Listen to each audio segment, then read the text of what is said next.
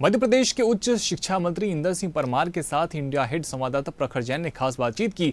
भारतीय ज्ञान परंपरा प्रकोष्ठ में आरएसएस लेखकों को शामिल किए जाने को लेकर मचे विवाद पर भी इंदर सिंह परमार ने विपक्ष पर निशाना साधा है। वहीं दूसरी तरफ विपक्ष पर गलत इतिहास और भारत के इतिहास को छुपाने का आरोप भी लगाया है। साथ ही मंत्री परमार ने कहा कि भारतीय ज्ञान परंपरा प्रकोष्ठ में उस विकृत इतिहास को सुधारा जाएगा और सही इतिहास को दुनिया भर में भी पहुंचाने की तैयारी है।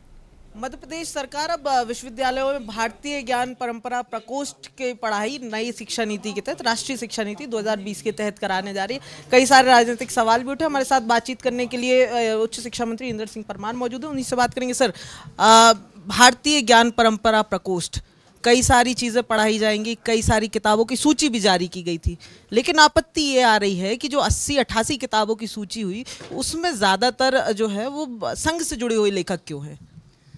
देखिए, बहुत किताबें हमारी लाइब्रेरियों में रखी है। अभी 88 किताबों का हमने और सूची दी, अभी और सूची जा रही है, क्योंकि उसकी एक तरीका है। हमारी मीटिंग, एक कमेटी बनी है, वो कमेटी चयन करती जाती है, वो अध्ययन करती जाती है किताबों का, कौन कौन सी किताबों में सही तथ्य है, और उसके बाद में उन किताबों को हम हमारी लाइब्रेरी का हिस्सा बना रहे हैं। क्या आधार होता है सर इस कमेटी का किसी भी किताब के चयन? किताब का चक्कर में भारतीय ज्ञान क्या होता है, मैं आपसे पूछता हूँ, भारतीय ज्ञान क्या मानते हो? गणित में भारतीय ज्ञान क्या मानते हो?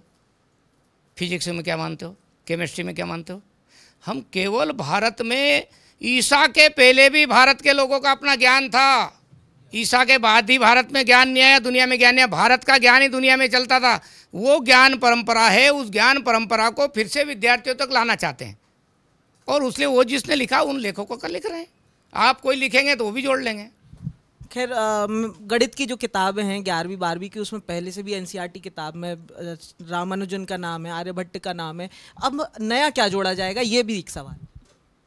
अच्छा, ये बता दो मेरे को, एनसीईआरटी की किताब में पाइथागोरस प्रमेय का उल्लेख है कि बोधायन प्रमेय का उल्लेख है? बताओ।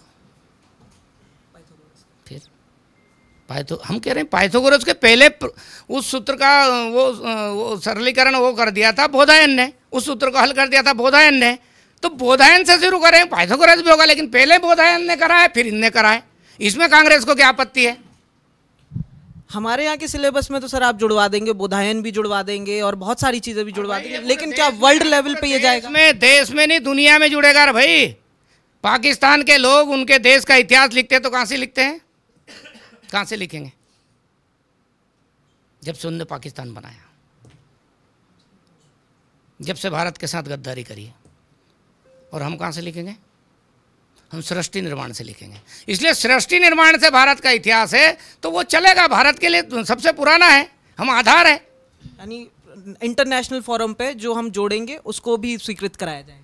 योग को अंतर्राष्ट्रीय फोरम पर स्वीकार किया कि नहीं, बताओ? किया ना। ऐसा सब चीजों को वैज्ञानिक धरातल पर परखते हुए लिख रहे हैं। हमारे शून्य को दुनिया ने स्वीकार किया कि नहीं? दशमलव को स्वीकार किया कि नहीं? हम केवल इतना कह रहे हैं कि हमारे देश में जस्ता बहुत पहले बनाया जाता था, जिसका उदाहरण सहित हम लिख रहे हैं। आपने सील लगा दी हमारी।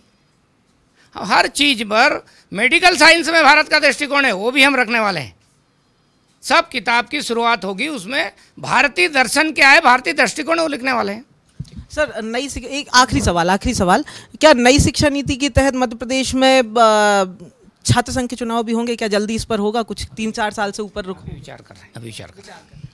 बिल्कुल, देखिए, नई शिक्षा नीति के तहत जो भारतीय ज्ञान प्रकोष्ठ बनाए जा रहे हैं, उनमें जो भी चीज़ों को सरकार जोड़ेगी, उन्हें एक इंटरनेशनल फोरम पर भी स्वीकार्यता दिलाने की कोशिश की जाएगी। ये साफ तौर पर कहना है उच्च शिक्षा मंत्री मध्य प्रदेश के इंदर सिंह परमार का। कैमरा पर्सन सुनील के साथ प्रखर जैन, इंडिया हेड।